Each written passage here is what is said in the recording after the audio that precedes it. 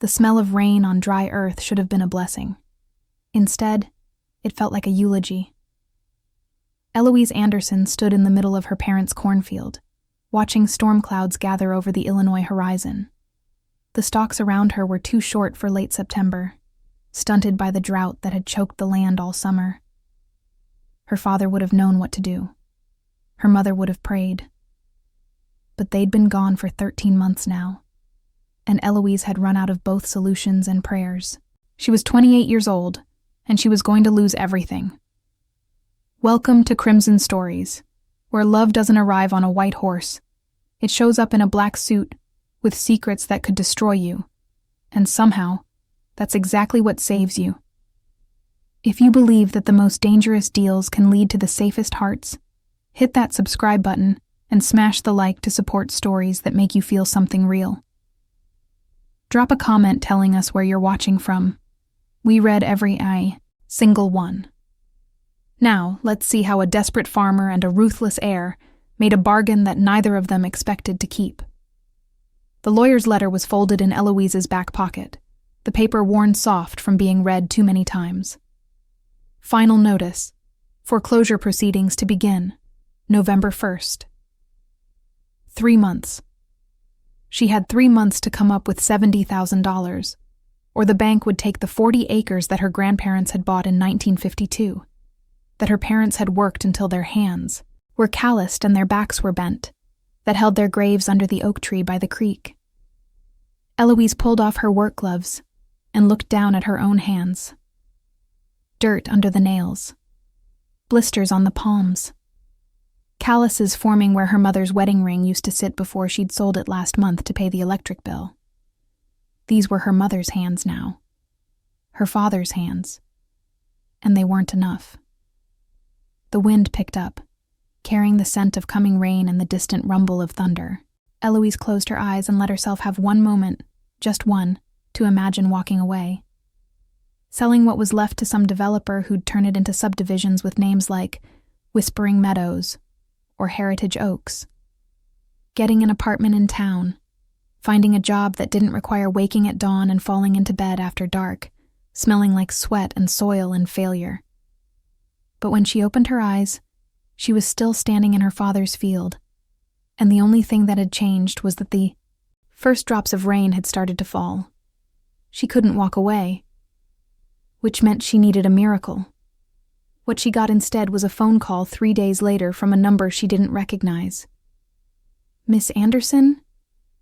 The voice was male, professional, with the kind of Polish that came from expensive schools and even more expensive suits. My name is Richard Chen. I'm an attorney representing a client who may have a business proposition for you. Eloise shifted her phone to her other ear, balancing it against her shoulder while she continued scrubbing mud off her work boots at the kitchen sink. The kitchen was the same as it had been when her mother was alive. Yellow curtains, the chipped rooster cookie jar. The calendar still turned to September of last year, because Eloise couldn't bring herself to change it. I'm not interested in selling, she said automatically. My client isn't interested in buying. Not the property, at least. There was a pause, the kind that felt calculated. He's interested in a different kind of arrangement. Are you familiar with the concept of a marriage of convenience, Miss Anderson? Eloise's hand stilled on the boot. Water dripped from the sole into the sink, each drop loud in the sudden silence. I'm sorry, what? My client requires a wife for legal purposes. You require financial assistance. He's prepared to offer a substantial sum in exchange for a temporary contractual marriage. 6 months, to be precise. All terms negotiable, all expectations. Clear and professional. Eloise set down the boot slowly. Her heart was beating too fast, her mind racing through possibilities that ranged from scam to insanity to... And this was the thought that made her stomach twist. Actual desperation matching her own. Who is your client? His name is Edward Waldorf. Perhaps you remember meeting him at the Harvest Gala fundraiser last year? You were selling preserves at the charity auction. Eloise did remember. She'd gone to the gala in her mother's old dress, hoping to sell enough jam and honey to make the property tax payment. There had been a man, tall, dark-haired, severe-looking, who'd bought every jar she had without even looking at the labels. She'd thought he was being kind, or pitying. She hadn't been sure which was worse. "I remember," she said quietly. "Mr. Waldorf would like to meet with you to discuss the arrangement in detail. Would you be available tomorrow evening? He can come to you." Come to her. To this kitchen with its outdated appliances and linoleum that had been there since the 70s. To this house that smelled like wood smoke and old coffee and the lavender sachets her mother used to make. To this life that was so far from wherever Edward Waldorf lived that they might as well be on different planets. Eloise looked out the window at the field beyond, at the barn that needed a new roof, at the fence line that was sagging in 3 places, at the life she was about to lose. "Tomorrow evening," she heard herself say. "7 o'clock. He'll need directions. We're not easy to find." "Mr. Waldorf is very good at finding things, Miss Anderson." Something in Richard Chen's voice suggested that was not a reassuring quality. "He'll be there." The call ended, and Eloise stood in her mother's kitchen, holding a muddy boot, while rain hammered against the windows and her entire world tilted on its axis. Edward Waldorf hated the country. He hated the darkness that pressed against the windows of his car as his driver navigated roads that barely deserved the name. He hated the absence of streetlights, the strange sounds that animals made in the distance, the way his phone signal kept dropping in and out. Most of all, he hated that he was here at all, reduced to this, bartering for a wife like some character in a Victorian novel because his father had decided to control him even from the grave. "We're approaching the property, sir," Marcus said from the front seat. Marcus had been Edward's driver for 8 years and had learned when to speak and when to stay silent. Right now, his tone suggested he was as unimpressed with rural Illinois as Edward was. The Anderson farm appeared in the headlights like something out of a painting, and not the kind that sold for millions at Sotheby's. A 2-story white farmhouse with peeling paint, a barn that leaned slightly to the left, fields that stretched into darkness on all sides. A single light burned in a downstairs window, warm and yellow, and completely inadequate against the vast night surrounding it. Edward's jaw tightened. This was where he was supposed to spend the next 6 months. This was the woman who was supposed to save his inheritance, his empire, everything his family had built over 3 generations. A farmer in the middle of nowhere who sold jam at charity auctions. But Leonard was circling, and the board was getting nervous, and the terms of the will were ironclad. Married and living a stable family life for 6 consecutive months, or the Waldorf empire passed to the next heir. Edward's baby brother, who'd already proven he couldn't run a poker game without someone ending up in the hospital, much less a multi-million-dollar organization with interests that ranged from legitimate shipping to decidedly less legitimate consulting. Edward needed this, which meant he needed Eloise Anderson. He stepped out of the car, and the smell hit him immediately. Earth, animals, something green and growing. His Italian leather shoes sank slightly into gravel that hadn't been maintained in years. In the distance, something howled. Edward straightened his coat and walked toward the porch light like a man approaching an execution. The door opened before he could knock. Eloise Anderson was smaller than he remembered. Or maybe the memory of her at the gala, in that outdated dress, smiling nervously as she explained her preserves, had made her seem larger than she was. Now, backlit by the soft light of her entryway, she looked almost fragile. Thin in the way that came from missing meals, not from expensive trainers. Brown hair pulled back in a practical ponytail, no makeup, wearing jeans and a flannel shirt that had probably belonged to her father. But her eyes, dark brown, direct, holding his with a steadiness that surprised him. Those weren't fragile at all. "Mr. Waldorf," she said, "Come in." The house was exactly what he'd expected. Small rooms with low ceilings, furniture that had been nice, once, decades ago. Photographs everywhere, a middle-aged couple in farm clothes, smiling, sun-weathered and happy. Eloise's parents, he assumed. Dead now, according to Richard's research. Car accident on Route 47 just over a year ago. "Can I get you coffee?" Eloise asked, already moving toward the kitchen. "Or tea? I don't have much else, I'm afraid." "Coffee is fine. Black." Edward remained standing in the living room, his hands in his pockets, aware that everything about him, his suit, his watch, his entire presence, was wrong for this space. He was a piece of expensive crystal in a room full of mason jars.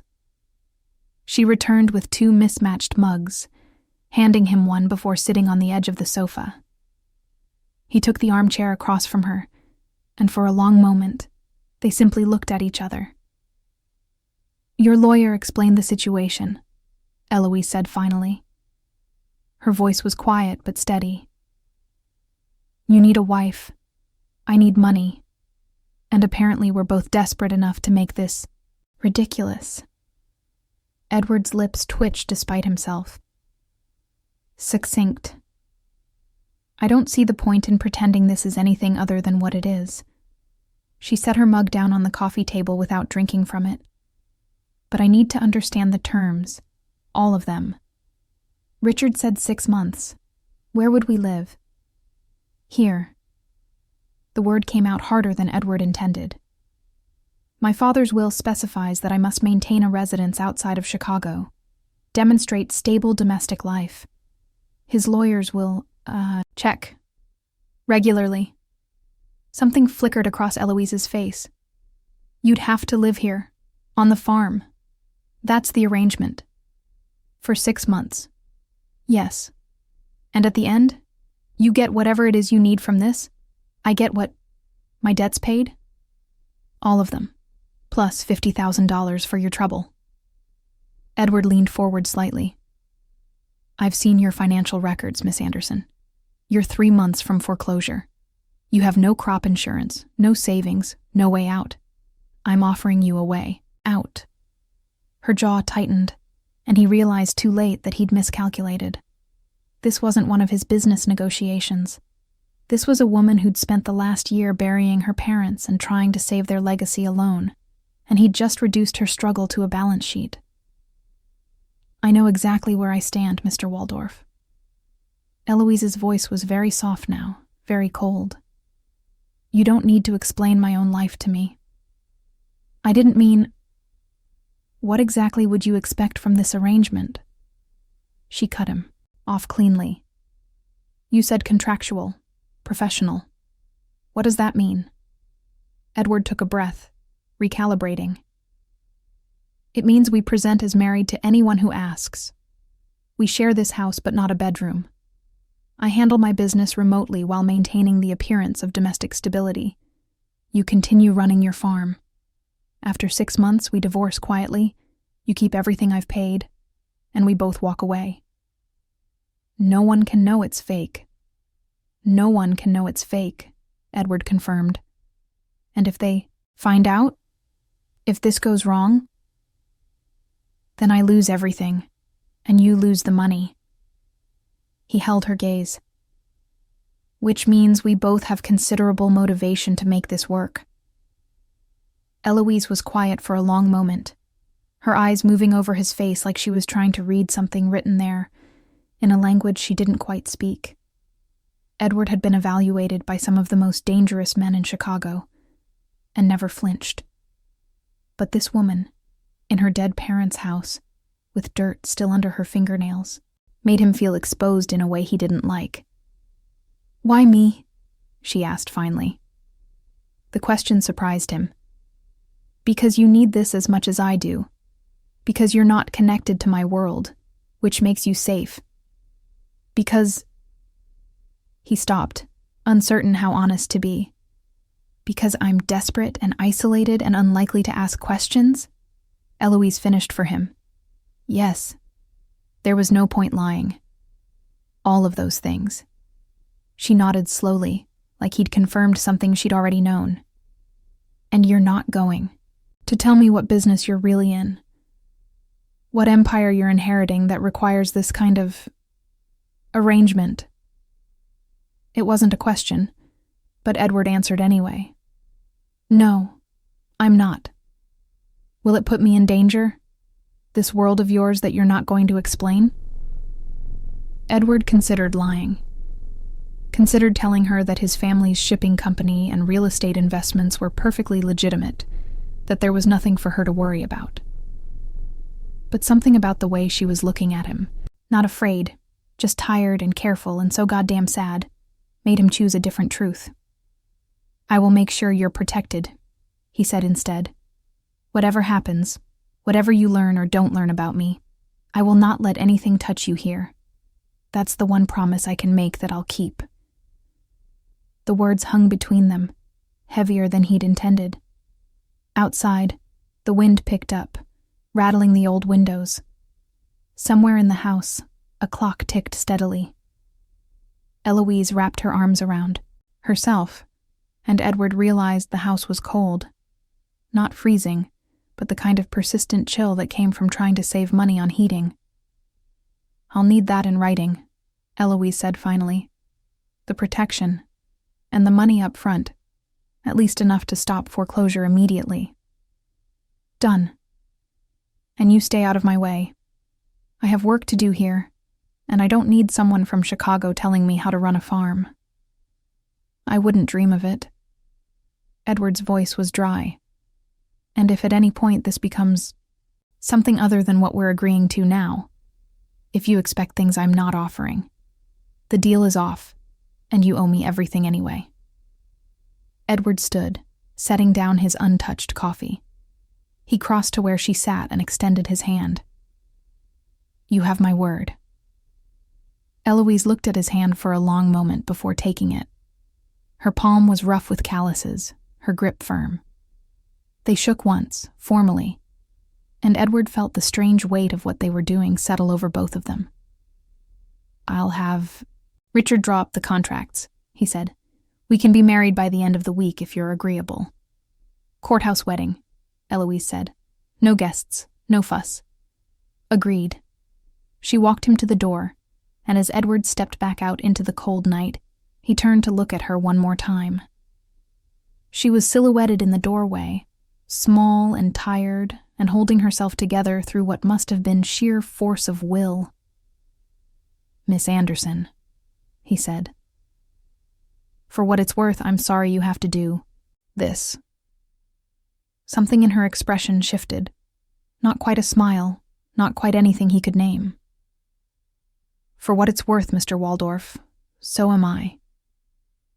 The door closed, and Edward walked back to his car, feeling like he'd just made a deal with consequences he couldn't quite see yet. Marcus pulled away from the farm, and Edward watched the single light in the window grow smaller in the darkness until it disappeared entirely. 3 days later, they were married. The marriage certificate was signed in a courthouse that smelled like floor polish and old coffee. No flowers, no music, no guests. Just Eloise in the same dress she'd worn to her parents' funeral. Edward in a charcoal suit that probably cost more than her truck, and a judge who looked like he'd rather be anywhere else. I now pronounce you husband and wife, Judge Morrison said with all the enthusiasm of someone reading a grocery list. You may kiss if you'd like. Edward and Eloise looked at each other. After a beat of awkward silence, they shook hands instead.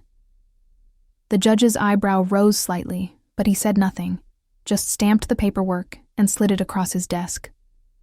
Congratulations, he said, in a tone that suggested he didn't believe in congratulations for whatever this was. They walked out of the courthouse into pale October sunshine. Eloise's truck was parked next to Edward's town car, the visual representation of everything wrong with this arrangement. She unlocked the driver's side door, then paused, looking back at him. So, she said, I guess you're moving in today? Marcus is bringing my things now. Edward glanced at his watch. Platinum, she noticed, catching the light. I have a few calls to make first. I'll be there by evening. I'll make up the spare room. Eloise climbed into her truck, then stopped with her hand on the door. Edward? It was the first time she'd used his first name. Something about it felt strange in her mouth. Too intimate for strangers, too formal for spouses. Yes? Thank you. For the money. For stopping the foreclosure. Her throat worked.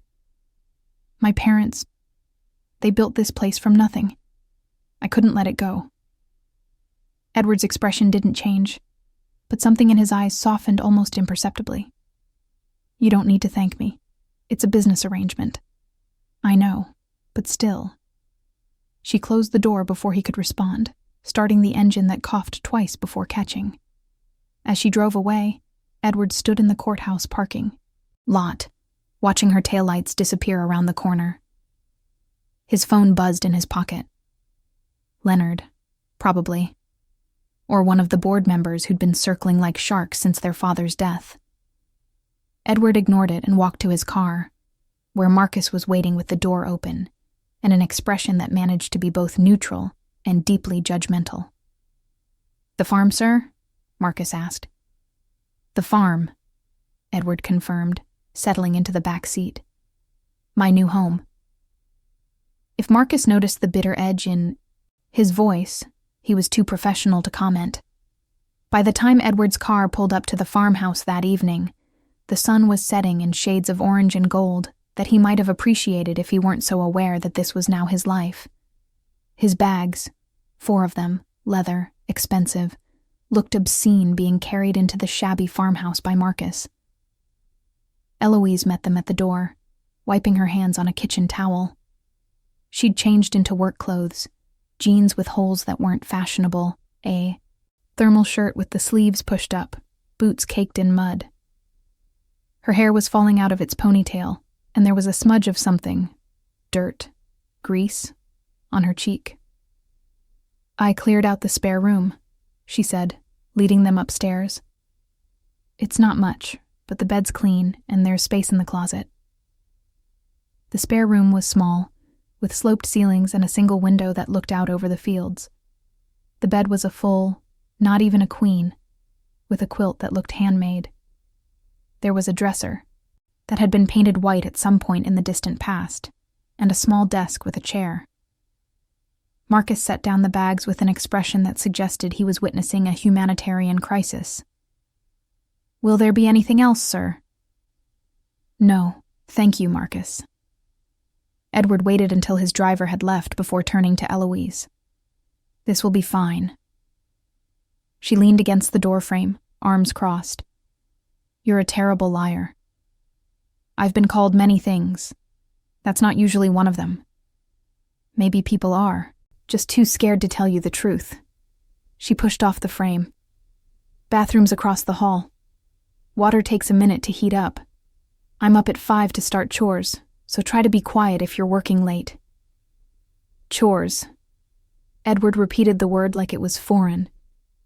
Feeding the chickens, collecting eggs, checking the fence lines, mucking stalls. Eloise ticked them off on her fingers. The glamorous life of farming. You don't have to help. That wasn't part of our deal. What if I want to help? She actually laughed, a short, surprised sound. Do you even know which end of a chicken the eggs come out of, Mr. Waldorf? It's Edward. We're married now. He sat on the edge of the bed, testing it. The mattress creaked. Of course it did. And no, I don't, but I can learn. Why would you want to? Eloise asked, genuinely curious now. You'll be working remotely, doing whatever it is you do. You don't need to play farmer. Edward didn't have a good answer for that. He wasn't sure himself why the idea of spending 6 months in this room, in this house, pretending to be married while contributing nothing and understanding nothing about Eloise's life felt wrong. But it did. I don't like being useless, he said finally. Something shifted in Eloise's expression. Not quite respect, but maybe the beginning of it. Okay, tomorrow morning then, 5 a.m. Wear clothes you don't mind destroying. I don't own clothes I don't mind destroying. Then I guess you're about to start. She turned to leave, then paused. I made dinner. Nothing fancy, just soup and bread. You're welcome to join me. It wasn't quite an invitation, more like a polite acknowledgement of social obligation. But Edward found himself following her downstairs anyway, because the alternative was sitting alone in that small room, staring at walls that weren't his, in a life that felt like a punishment he hadn't quite earned.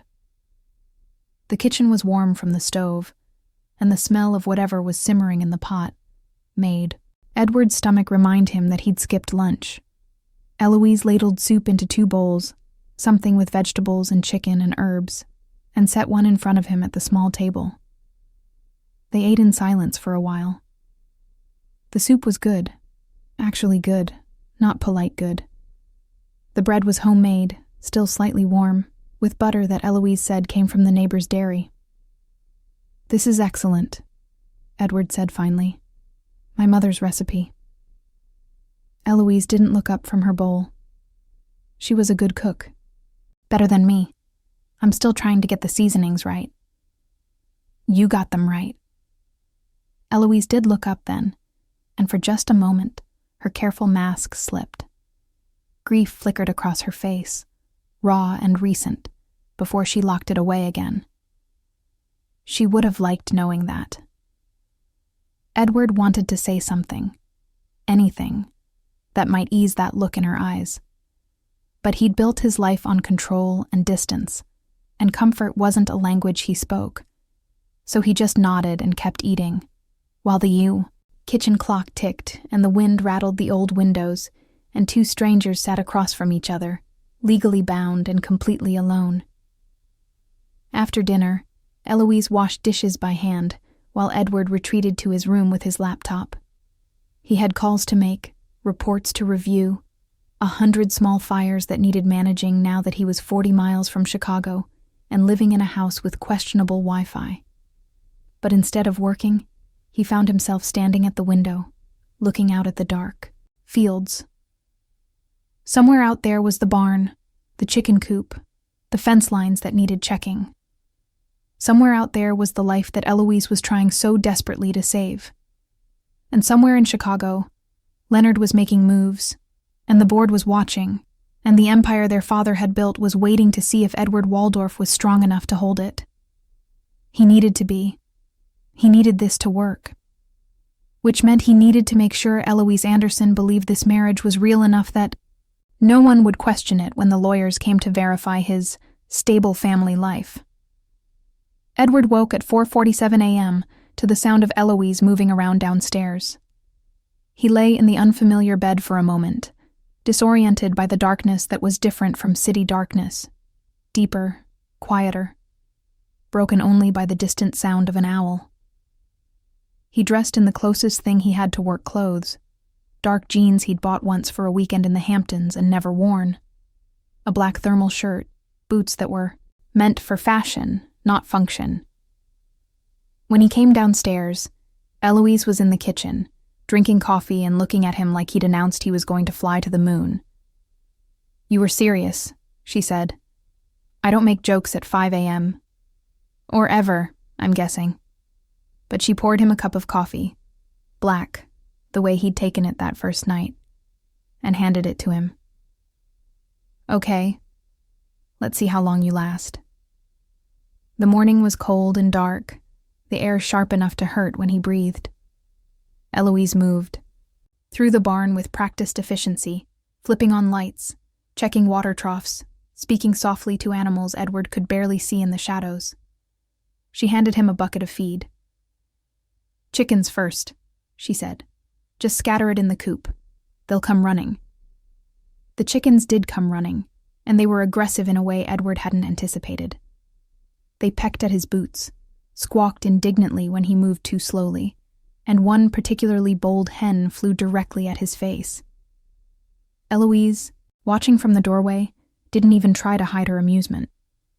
City boy, she said, grinning. I negotiate with men who kill people for a living, Edward said, backing away from an advancing rooster. And I'm losing a fight to poultry. Different skill set. She showed him how to collect eggs without getting attacked, her hands quick and sure. Here, hold the basket. They worked for 2 hours. Feeding animals, checking fences, mucking out stalls that smelled exactly as bad as Edward had imagined. His back ached. His hands, soft from years of signing contracts, not wielding shovels, started to blister. Sweat ran down his spine despite the cold. And Eloise watched him the whole time, her expression shifting from amusement to something like surprise, to something that might have been the very beginning of respect. You're not quitting, she said, when they finally stopped for a water break. Edward leaned against the barn wall, breathing hard. Did you expect me to? Within the first 15 minutes, honestly. She handed him a water bottle. My father used to say you can tell everything you need to know about a man by how he handles physical work he's not used to. Whether he complains, whether he quits, whether he acts like it's beneath him. And what do you know about me now? Eloise studied him for a long moment. That maybe you're not as soft as I thought. Still pretty soft, though. Despite everything, the aching muscles, the destroyed boots, the general indignity of the morning, Edward smiled. Actually smiled, something he hadn't done genuinely in longer than he could remember. I'll take that as a compliment. Don't. But Eloise was smiling too, just slightly. Come on, I'll make breakfast before you collapse. They walked back to the house together as the sun finally rose, painting the frost-covered fields in shades of pink and gold. Edward's phone buzzed in his pocket. 3 missed calls from Leonard, 2 from the underboss, 1 from his lawyer. The Empire calling, demanding his attention.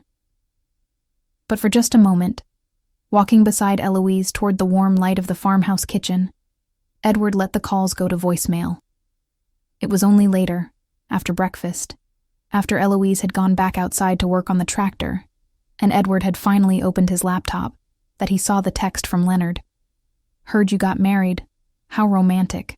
Hope your little farm girl knows what she's signed up for. Edward deleted the message, but his jaw was tight. Leonard knew. Which meant others would know soon. Which meant the clock had started. And the next 6 months were going to be far more complicated than he'd anticipated. He looked out the window at Eloise, bent over the tractor engine with a wrench in her hand, completely unaware that she'd just become a target in a game she didn't even know she was playing. Edward had promised to protect her. He intended to keep that promise, even if it meant revealing truths he'd hoped to keep buried, for at least a few more weeks.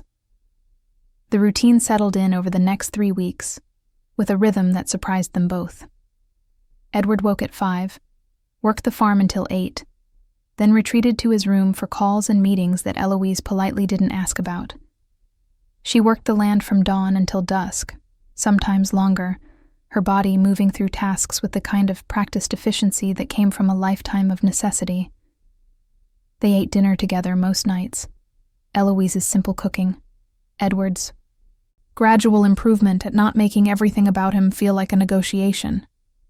They talked about safe things, weather, repairs needed on the barn, the neighbor's boundary dispute over a property line that had been fuzzy for decades. They didn't talk about the phone calls Edward took behind closed doors, or why men in expensive cars sometimes drove out to the farm for meetings that lasted 5 minutes and left Edward tense and silent for hours after. They didn't talk about the way Eloise sometimes stood at her parents' graves under the oak tree, just standing there, not crying, not moving. For so long that Edward started checking from the window to make sure she was okay. They lived parallel lives under the same roof, and if anyone asked, the mailman, the feed store clerk, the lawyer who came to verify their living arrangement, they presented as a couple finding their footing.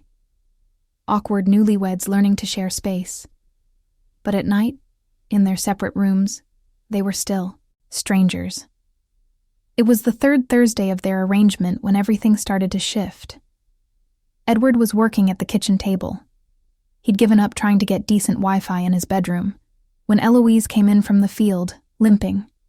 She tried to hide it, moving toward the sink to wash her hands like nothing was wrong, but Edward had learned to read the small changes in her body language over the past weeks.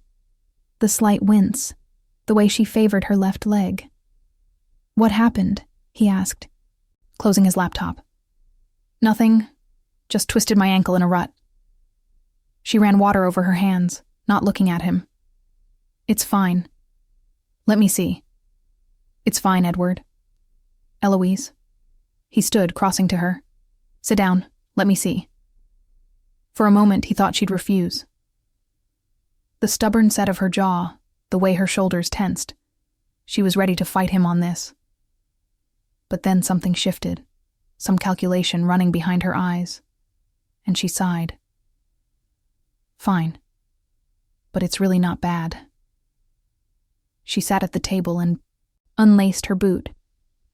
When she pulled it off, Edward could see the swelling already starting around her ankle, the skin beginning to bruise. Not terrible, but not nothing either. "You need to ice this," he said, "and stay off it for the rest of the day. I have work to do." "The work can wait." "The work can't wait." Eloise's voice was sharp now. "You don't understand. If I don't get the north fence repaired before the weekend, the cattle will get into Johnson's corn. If I don't finish winterizing the barn before the first hard freeze, the pipes will burst. If I don't, then I'll do it." Edward cut her off quietly. "Tell me what needs to be done. I'll do it." Eloise stared at him. "You don't know how to repair a fence. So teach me, or I'll figure it out. I'm not completely incompetent." "You're a—" She stopped herself, but Edward heard the word she didn't say. "City boy. Outsider. Someone who doesn't belong here." "I'm your husband," he said instead, and the word felt strange and heavy between them. "At least on paper. And right now, your ankle is swelling, and you need to rest, and I'm offering to help. Let me help."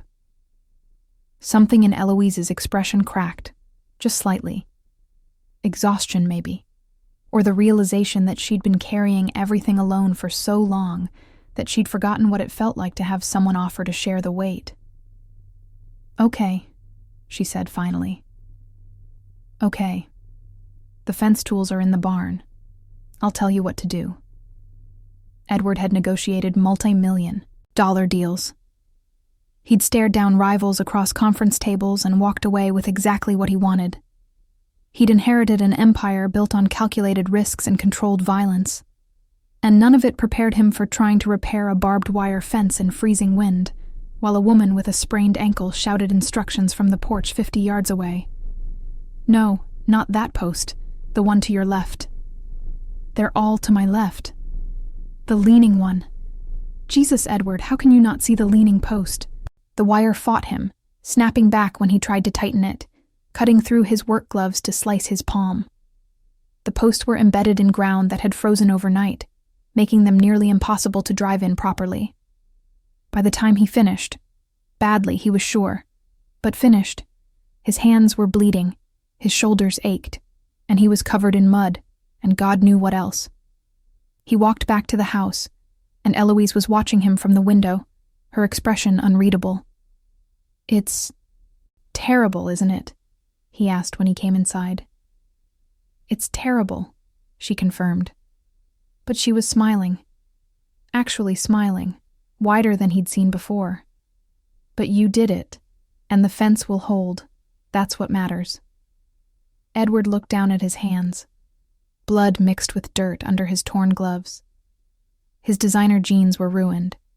His thermal shirt had a rip in the sleeve, and he felt, for some reason he couldn't quite name, proud. "I should clean these cuts," he said. "Bathroom. First aid kit under the sink." Eloise shifted on the couch, adjusting the ice pack on her ankle. "And Edward? Thank you. Really. Thank you. Their eyes met, and something passed between them. An acknowledgement, maybe, that this arrangement was becoming something slightly different than what they'd both agreed to. Not intimacy exactly, but not strangers anymore either. That night, Eloise made spaghetti. The universal comfort food, she called it. And they ate at the kitchen table while the wind howled outside. Edward's hands were bandaged, his shoulders screaming from muscles he hadn't known existed.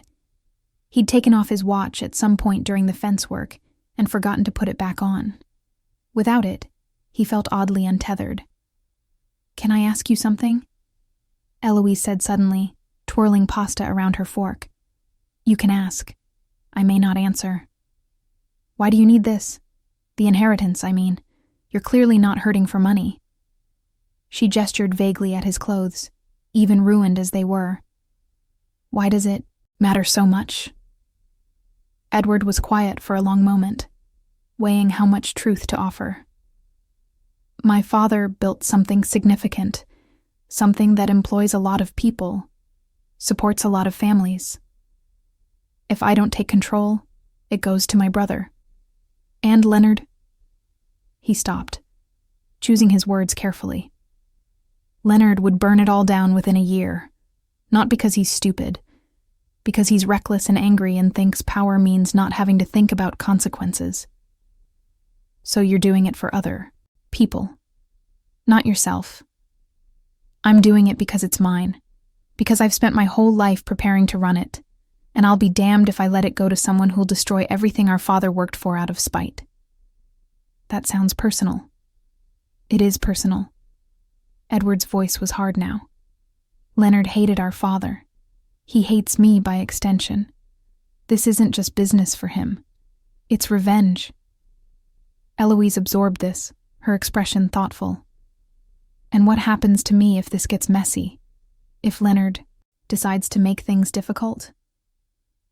It was the question Edward had been dreading, the one he didn't have a good answer for. "I told you I'd keep you safe," he said finally. "I meant it. Whatever happens, whatever you get pulled into because of me, I will make sure you're protected." "How can you promise that when you won't even tell me what you're protecting me from?" "Because some things are safer not knowing." "That's not fair, Edward." "No," he agreed. "It's not, but it's all I can offer you. Right now." Eloise was silent, pushing pasta around her plate. When she spoke again, her voice was very quiet. "My parents kept this farm going through 2 recessions, a drought, and my father's cancer treatment. They never lied to each other about how bad things were. They faced it together. Complete honesty, no matter how ugly the truth was. That sounds noble. It was survival." She looked up at him, her dark eyes steady. "I'm not asking you to tell me everything, but don't lie to me. If the danger's coming, if I need to know something to protect myself, tell me. Don't decide what I can handle." Edward held her gaze, seeing the steel underneath the exhaustion. This woman who'd buried her parents and fought to save their legacy alone, who'd woken at 5 every morning for a year to do the work of 3 people. She was right. She deserved honesty. Or at least as much honesty as he could give without putting her in more danger than she was already in. "My family is involved in a business that's not entirely legal," he said carefully. "Import-export mostly. Some real estate ventures that exist to move money around. Nothing violent, nothing that would make you an accessory to anything, but also not something you'd want the FBI asking you about." "You're in the Mafia." Eloise's voice was flat.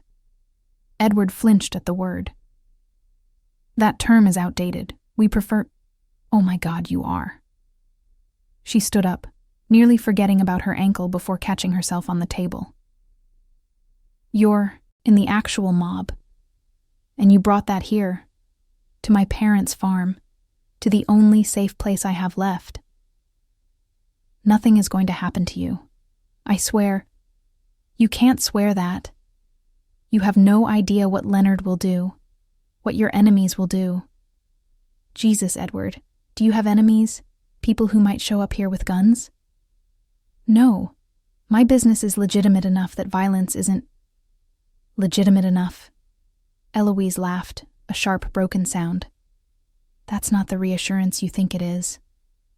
She limped toward the door, grabbing her coat from the hook. Edward stood. Where are you going? Outside. I need air. I need to think. It's 20 degrees out there and your ankle. I don't care. She yanked the door open, and cold wind rushed into the kitchen. I need a minute where I'm not sitting across from a man who just told me he's a criminal and expect me to be fine with it because he pays well. The door slammed behind her, and Edward stood in the warm kitchen, listening to the silence she'd left behind. He found her an hour later at her parents' graves, sitting on the cold ground in front of the oak tree, with her coat wrapped tight around her. She didn't look up when he approached, but she didn't tell him to leave either. I'm sorry, Edward said, sitting down beside her without asking permission. The ground was frozen, sending cold through his jeans immediately. You're right. You deserved to know from the beginning. Yes, I did. I should have been honest about what you were getting into. Yes, you should have. They sat in silence for a moment. The oak tree creaked in the wind, its bare branches scraping against each other. In the darkness, Edward could just make out the simple stone markers. James Anderson, beloved husband and father. Margaret Anderson, beloved wife and mother. They would have hated this, Eloise said quietly.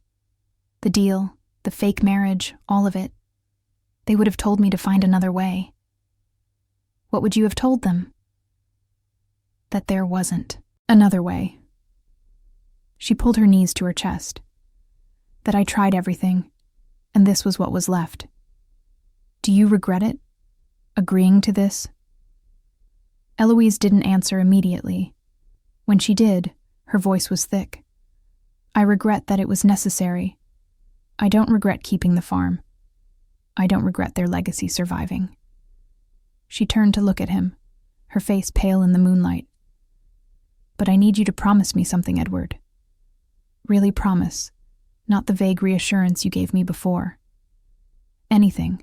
If your world comes for me, for this place, you get out.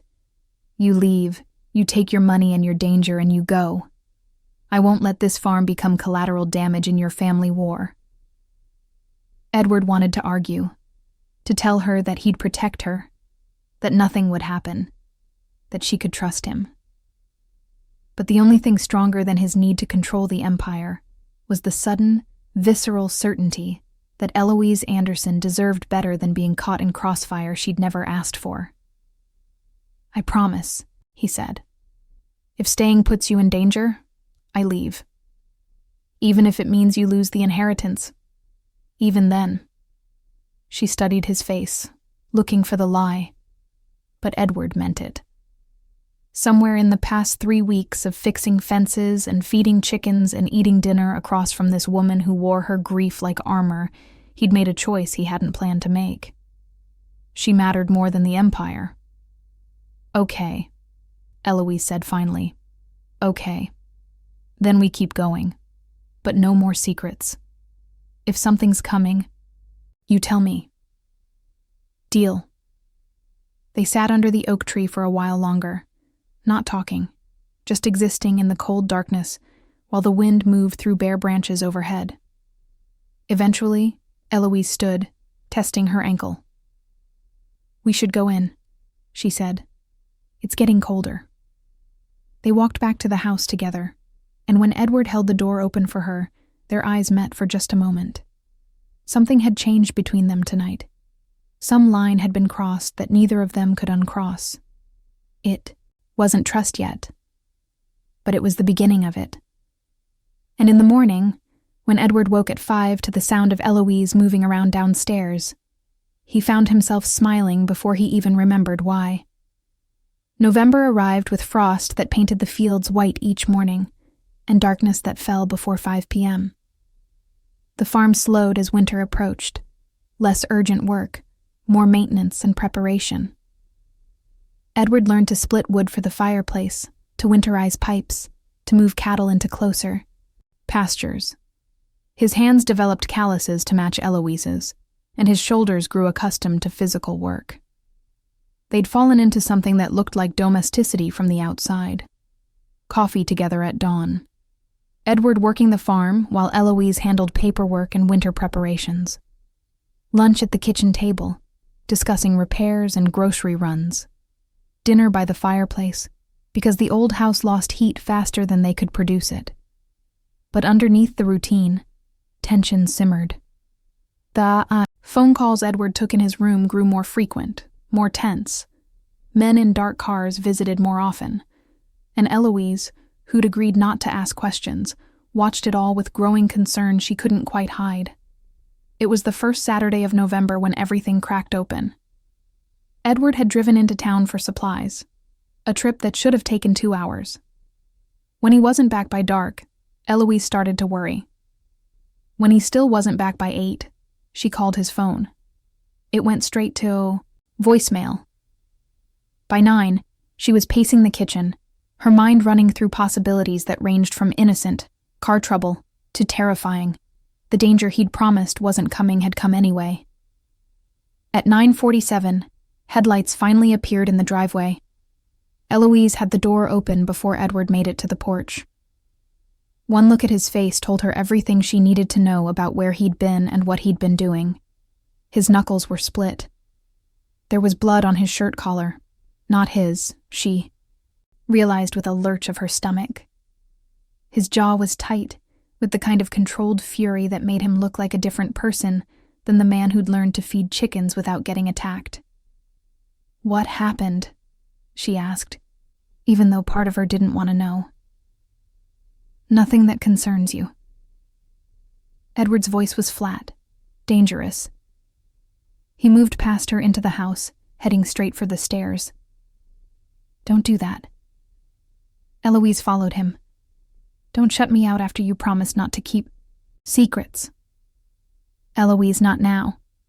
"Yes, now. Because you have blood on you, and your hands are bleeding, and you look like you just—" She stopped herself, but the words hung in the air anyway. "Like you just hurt someone." Edward stopped at the bottom of the stairs, his back to her.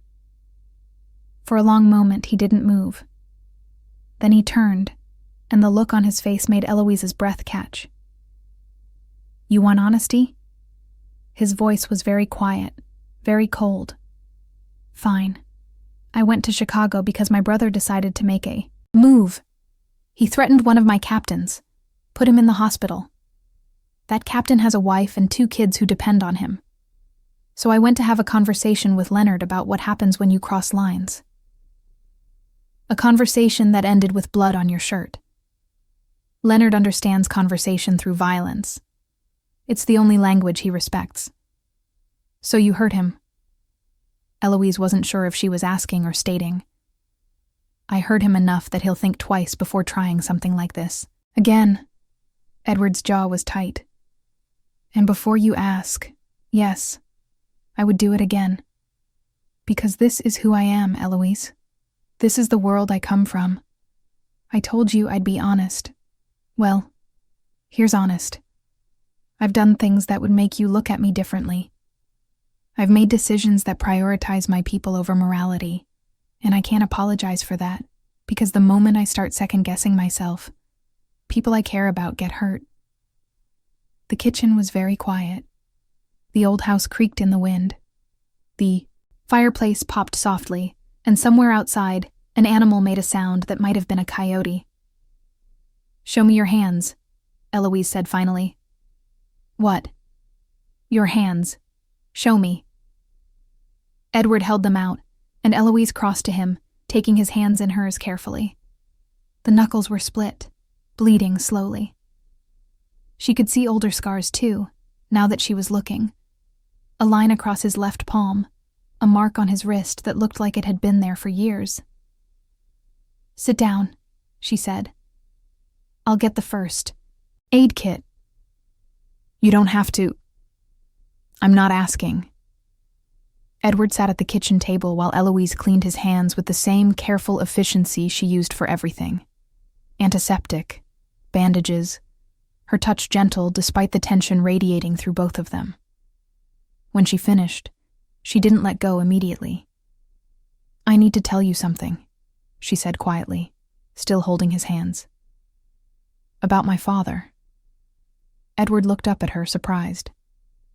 My dad was a good man, the kind who helped neighbors, without being asked, who coached Little League even though I was the only kid he had, who never missed church on Sunday. Eloise's voice was steady, but her eyes were bright. But he had a temper.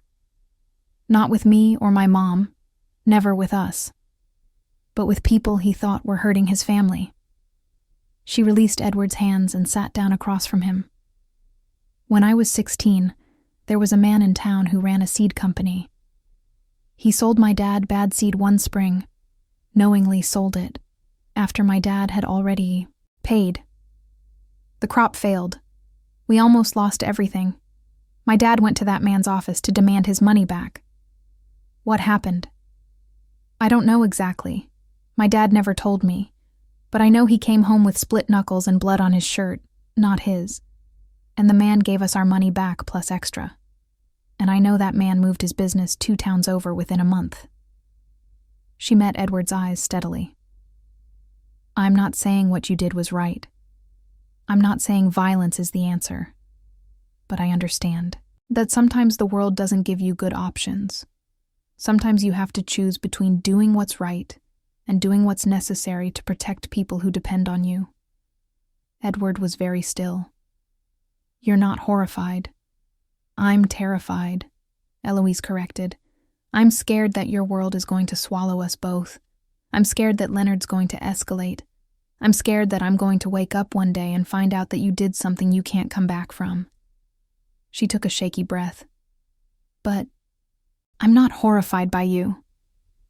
Because I see who you are here, in this house. I see the man who wakes up at 5 a.m. to feed chickens even though he hates it. Who learned to repair fences and split wood and admit when he doesn't know how to do something. Who sits with me at dinner and listens when I talk about my parents. That's who you are too, Edward. Not just the violence. Something in Edward's expression cracked. Not broke, but cracked, like ice beginning to thaw. You shouldn't forgive this so easily. I'm not forgiving it. I'm acknowledging it. Eloise stood, moving to the sink to wash the blood off her hands. There's a difference. Edward watched her. This woman who should have been afraid of him, but instead was washing his blood off her hands like it was just another part of the farm work. Like violence was something that could be cleaned and bandaged and moved past. Eloise, he said quietly. She turned, and the look on her face made Edward's chest tighten in a way that had nothing to do with the fight in Chicago, and everything to do with the realization that somewhere between feeding chickens and repairing fences, he'd started to care about this woman in a way that went far beyond their contract. I need to tell you something, he said, about why my father put that clause in his will. Eloise came back to the table, sitting down slowly. Okay. When I was 8 years old, my mother left, packed a bag one night while my father was at a meeting, took nothing but her clothes and her jewelry, and walked out. Edward's voice was careful, controlled. Leonard was 5. He didn't understand. He kept asking when Mama was coming home. Edward, she left a note, 1 sentence. I can't do this anymore. That was it. No explanation, no goodbye to us. Just gone. He looked down at his bandaged hands. My father blamed himself, said he'd failed her, failed us. He became obsessed with family after that, with the idea that a man's worth was measured by whether he could keep his family together, whether he could create a home that people wanted to stay in. So the clause in the will was his way of trying to force me to understand what he thought he'd lost, to prove I could build something stable, something worth staying for. Edward's laugh was bitter. The irony is that my mother left because of what we are. Because she couldn't handle being married to a man whose business involved violence and secrets and constant danger. She wanted normal. She wanted safe. And we could never give her that. Eloise was quiet for a long moment. Did you ever hear from her again? Birthday cards until I turned 13. Then nothing. I have no idea if she's alive or dead. Edward met her eyes. Leonard thinks she abandoned us because we weren't good enough. He's spent his whole life trying to prove he doesn't need family, doesn't need stability, doesn't need anything. It's made him reckless, dangerous. And you've spent your whole life trying to prove you can build what your father lost. Yes. Even if it means tying yourself to a stranger and living on a farm you hate. Edward shook his head slowly. I don't hate it here. That's what scares me. The words hung between them, heavy with implications neither of them was ready to examine. Eloise stood, moving to the fireplace to add another log, and Edward watched the way the firelight caught in her hair, the way she moved with such unconscious grace through this house that held all her ghosts. Your father was wrong, Eloise said finally, still facing the fire. Your mother didn't leave because you weren't enough. She left because she couldn't handle the life. That's not the same thing. How do you know? Because I'm living the same choice right now. She turned to face him. I could walk away from this arrangement, take the money you've already paid, start over somewhere else, leave the farm, leave the memories, leave you. But I'm not. Because some things are worth fighting for even when they're hard, even when they're scary. The farm is worth fighting for. Yes. She held his gaze. And maybe some people are too. The fire crackled in the silence that followed. Edward stood, crossing to where Eloise stood by the fireplace. He was close enough to see the gold flecks in her brown eyes, to smell the lavender soap she used, to feel the heat radiating from her body in the cold room. I don't want to hurt you, he said quietly. But I probably will. This world I'm in, it doesn't let people stay clean. I grew up on a farm, Edward.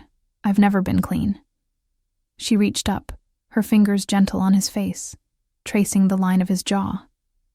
And I'm not as fragile as you think. Edward caught her hand, holding it against his cheek. They stood like that for a long moment, neither moving, neither speaking, while the fire burned low and the house settled around them, and something fundamental shifted between two people who'd started as strangers making a deal and had somehow become something else entirely. When Edward finally spoke, his voice was rough. This wasn't supposed to happen. I know. The contract. I know, Eloise repeated. But she didn't pull away. They went to bed in separate rooms that night, but both of them lay awake for hours, feeling the ghost of that almost kiss lingering in the air between their walls. The next morning, Edward woke to find Eloise already in the barn, working like nothing had changed. But when they passed each other in the doorway, their hands brushed, and neither of them pulled away as quickly as they should have. And in Chicago, Leonard Waldorf sat in his late father's office, staring at photos from the farm that one of his men had taken, and smiled a smile that promised trouble. The cold snap came hard the second week of November, bringing temperatures that froze the ground solid and made every morning feel like a test of endurance. Edward learned to start the truck 20 minutes before they needed it, to break ice in the water troughs, to layer thermalwear under his work clothes. He also learned that there was something quietly satisfying about this life. The way physical exhaustion led to deep, dreamless sleep. The way Eloise smiled when he managed a task without her help. The way the farm responded to care and attention, slowly but steadily improving under their combined work. They still hadn't talked about what had almost happened by the fireplace. But things had changed anyway.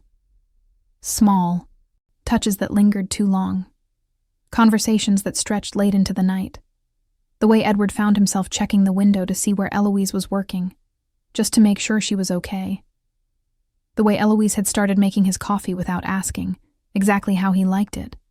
It was domestic and terrifying and nothing like what either of them had planned. The trouble started with a phone call. Edward was in the barn, helping Eloise repair a stall door, when his phone buzzed. He glanced at the screen and his jaw tightened. "I need to take this," he said, already moving toward the house. Eloise watched him go, that familiar tension settling into her shoulders. The calls had been more frequent lately, and each one left Edward darker, more withdrawn. She wanted to respect his privacy, but she also couldn't shake the feeling that something was building, a storm they could see coming but had no way to avoid. Inside the house, Edward answered the call. "What?" "Brother." Leonard's voice was light, almost cheerful. That was always a bad sign. "How's married life treating you? I hear you're quite the farmer now, mucking stalls, feeding chickens. Our father would be so proud." "What do you want, Leonard?" "Just checking in, making sure you're fulfilling the terms of the will, because I'd hate for you to lose the empire over a technicality." There was a pause, loaded with meaning. "Or because someone pointed out that your marriage might not be quite as legitimate as it appears." Edward's blood went cold. "What are you talking about?" "Come on, Eddie. Contract marriage with a woman you barely knew, living on her failing farm? It's a little obvious, don't you think?" Leonard's voice dropped, losing the false cheer. "I have a lawyer who's very interested in reviewing the circumstances of your marriage, and if he finds evidence of fraud, well, that would void the will entirely, wouldn't it?" "You have no proof." "Not yet, but I'm working on it. And in the meantime, I thought you should know. I've taken a personal interest in your little farm girl. Eloise, right? Pretty thing. Surprisingly tough from what I hear. I wonder how tough she'd be if things got complicated." The threat was clear. Edward's hand tightened on the phone until his knuckles went white. "If you touch her..." "Relax. I'm not going to touch her. I'm just going to make her life difficult enough that she decides this arrangement isn't worth the trouble.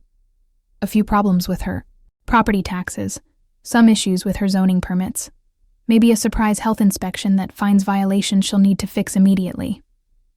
Leonard laughed. "Legal harassment is so much cleaner than the alternative, don't you think?" "Leonard, you brought this on yourself, brother. You tried to cheat the system, and now you're going to learn that some rules can't be broken without consequences. Enjoy your farm while it lasts." The call ended. Edward stood in the kitchen, rage and fear warring in his chest. Leonard wasn't bluffing. He would make Eloise's life hell, would bury her in legal problems and bureaucratic nightmares until the farm became unsustainable. And there was nothing Edward could do to stop it without revealing the truth about their marriage, which would destroy everything. Or he could leave. Could break the contract, walk away, give up the inheritance.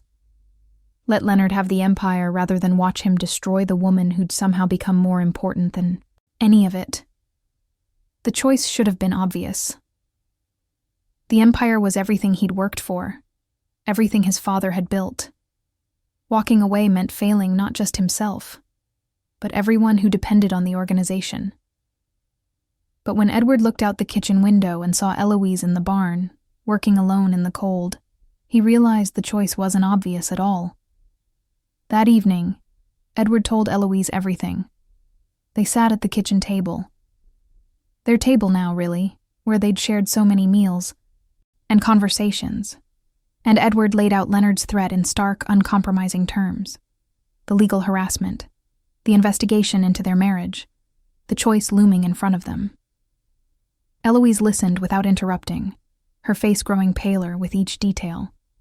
"So your brother is going to make my life hell unless I agree to dissolve the marriage and let you lose everything," she said when he finished. And if we stay together and he proves the marriage is fraudulent, you lose everything. Anyway, yes, those are terrible options. I know. Edward reached across the table, taking her hand. Which is why I'm giving you a third option. I leave. Now. Tonight. I pay you everything I promised plus extra for the trouble. You tell anyone who asks that we realized we were incompatible and divorced quickly. The harassment stops because Leonard gets what he wants. And you lose the empire. Yes. Eloise stared at their joined hands. You'd do that? Walk away from everything? To keep you safe? Yes. Edward. Her voice was very soft. I don't want you to sacrifice your family's legacy for me. That's not fair to you. And I don't want to watch Leonard destroy you because I was too selfish to walk away. Edward's grip tightened. Eloise, I came here thinking this was just a transaction. 6 months. Then we'd both move on with our lives. But somewhere between learning to feed chickens and sitting with you at your parents' graves, you stopped being part of a deal and started being... He stopped, not sure how to finish. Started being what? Eloise asked, looking up at him. Someone I care about. Someone I want to protect. Someone who matters more than an empire I'm not even sure I want anymore. The words hung in the air between them. Outside, the wind rattled the windows. The fire crackled. And 2 people who'd started as strangers making a bargain sat in the kitchen holding hands, facing a future neither of them had planned for. There's a 4th option, Eloise said finally. What? We make this marriage real. Edward went very still. What are you suggesting? I'm suggesting that if Leonard's going to investigate, let him. Let him dig and pry and look for evidence of fraud, because he won't find it. Eloise's voice was gaining strength. We stop pretending this is temporary. We stop sleeping in separate rooms and maintaining this careful distance. We become what we've been pretending to be all along. Eloise, you don't know what you're asking. I'm asking if you want this. Me. Us. Not as a contract, not as a solution to a problem, but as something real. She stood, moving around the table to stand in front of him. I'm asking if somewhere in the last 2 months, you started feeling what I've been feeling. Edward looked up at her. This woman who'd taught him to split wood and feed chickens, who'd cleaned blood off his hands without flinching, who'd stood at her parents' graves and told him that some things were worth fighting for even when they were hard. I don't do relationships, he said, but his voice was rough. I don't do love or commitment or any of the things you deserve. Then learn. Eloise took his face in her hands, the calluses on her palms rough against his skin. Learn with me, because I don't want you to leave, Edward, and I don't want to go back to being alone. And if we're going to fight your brother anyway, I'd rather fight him knowing that we're doing it for something real. This is a terrible idea. Probably. She smiled just slightly. But name one good idea either of us has had since we met. Edward stood, and suddenly they were very close. Close enough that he could see the gold flecks in her eyes, could feel her breath on his lips, could count the freckles on her nose that he'd never noticed before. If we do this, he said quietly, there's no going back. Leonard will escalate. Things will get dangerous. And I can't guarantee I can keep you completely safe. I'm not asking for guarantees. I'm asking for honesty, for partnership, for someone who will stand with me instead of making decisions for me. I can do that. Then do it. Eloise's hand slid to his neck. Kiss me or leave, but stop treating me like I'm something fragile that needs to be protected from reality. Edward kissed her. It wasn't gentle or tentative, or any of the things a first kiss should have been. It was desperate and fierce, and tasted like coffee and want, and 2 months of careful distance finally. breaking. Eloise's hands fisted in his shirt, pulling him closer, and Edward's arms came around her waist, lifting her slightly off the ground. When they finally broke apart, both breathing hard, Edward rested his forehead against hers. "This is still a terrible idea," he said. "Then it's a good thing we're both stubborn enough to make it work anyway." That night, Edward didn't sleep in the spare room. They lay in Eloise's bed, her parents' bed, really, in the room where she'd grown up, and talked until dawn about everything and nothing. About Leonard's threats and how to handle them. About Edward's mother and Eloise's parents. About the farm and the empire and the strange, complicated future they were choosing together. And when Eloise finally fell asleep, her head on Edward's chest and her hand over his heart, Edward lay awake listening to her breathe and trying not to think about all the ways this could end badly. Leonard's harassment started 3 days later. First, it was the property tax assessment, a surprise revaluation that tripled what Eloise owed. Then a letter from the county about zoning violations that would require expensive fixes. Then an anonymous tip to the state agriculture department about concerns that led to an unscheduled inspection. None of it was illegal. All of it was designed to drain Eloise's resources and make the farm unsustainable.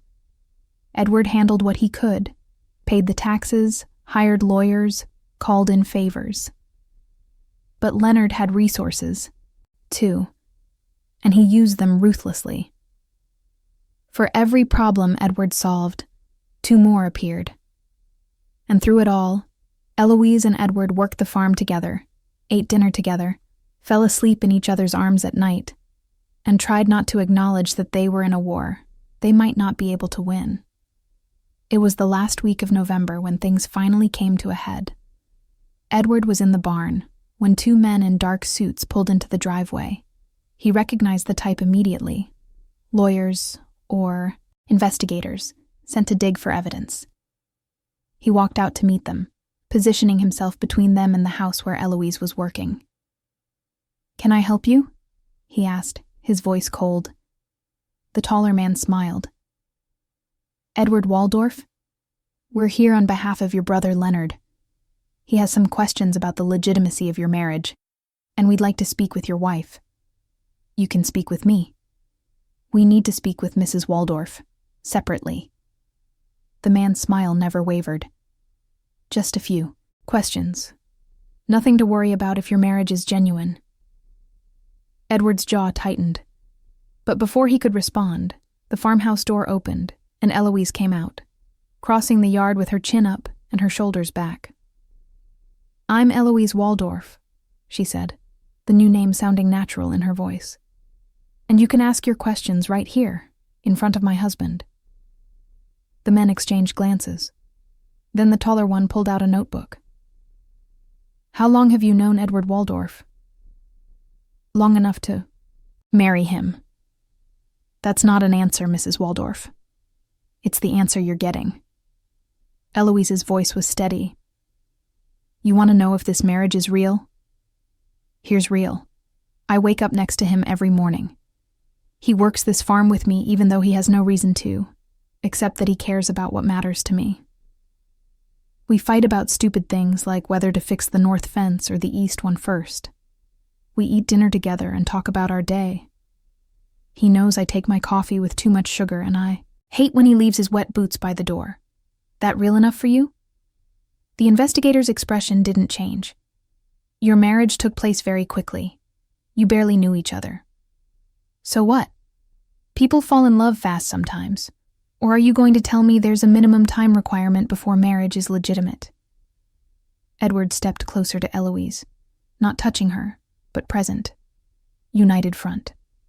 "We're done here," he said quietly. "You have your answers. Now get off our property." The men didn't move immediately, but something in Edward's voice, or maybe the way Eloise stood beside him, fearless and fierce, made them reconsider. They left, and Edward and Eloise stood in the cold driveway, watching them go. "That was a mistake," Edward said finally. "They'll take what you said and twist it.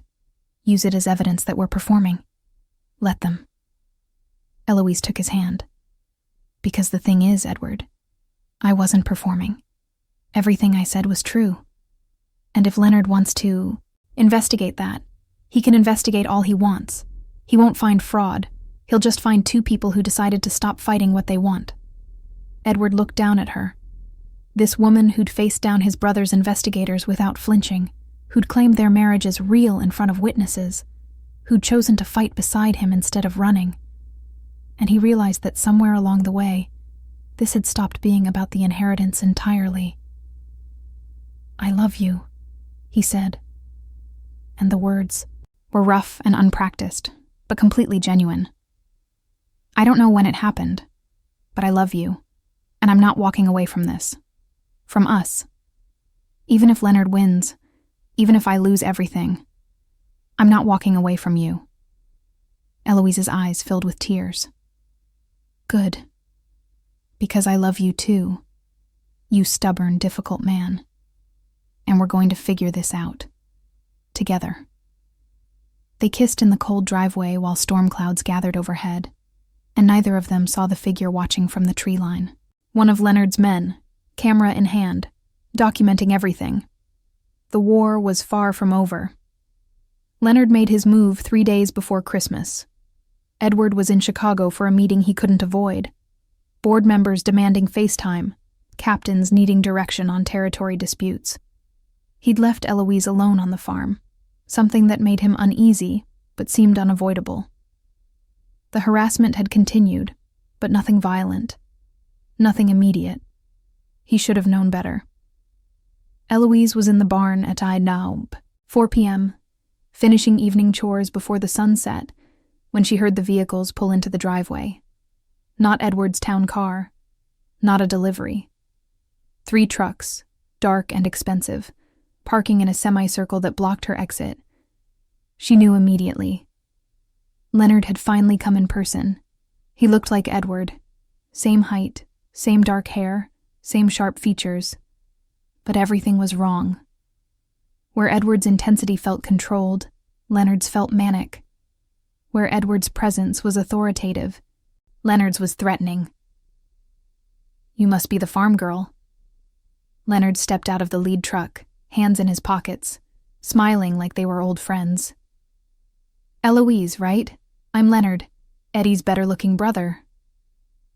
Eloise stood in the barn doorway, very aware that she was alone, that her phone was in the house, that the nearest neighbor was a mile away. "What do you want?" "Just came to see what all the fuss is about. The woman who made my brother forget who he is." Leonard walked closer, and 2 men flanked him. Muscle, clearly, the kind who got paid to hurt people. Nice place, quaint, very rustic. "If you're here to threaten me, save your breath. Edward told me all about you." "Did he?" Leonard's smile widened. "Did he tell you what happens to people who get in my way? Did he mention that our family's empire wasn't built on mercy? He mentioned you're impulsive and reckless, and that you'd destroy everything your father built out of spite." Eloise kept her voice steady, even, though her heart was hammering. "He also mentioned you're not as smart as you think you are." Leonard's smile disappeared. "Careful, sweetheart. You're alone out here, and accidents happen on farms all the time. If I'm hurt, Edward will know it was you, and whatever restraint he's shown until now will disappear."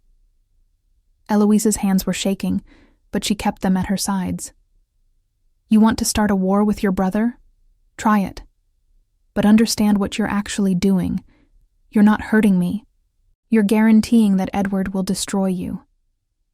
Bold words for someone who's outnumbered. "I'm not the one who's outnumbered. You are." Eloise's voice was quiet but hard. "Because Edward has me now, and I have him, and together, we're stronger than anything you can throw at us. So take your threats and your muscle and get off my property, or stay and find out what happens when you push too hard." For a long moment, Leonard just stared at her. Then he laughed, a genuinely amused sound. I see why Eddie likes you. You've got spine. He turned to leave, then paused. But here's the thing about spine, Eloise. It breaks just like anything else. He signaled to his men, and they climbed back into their trucks. But before they left, one of the men grabbed a can of gasoline from the back of a truck and splashed it across the barn wall, not lighting it, just a promise.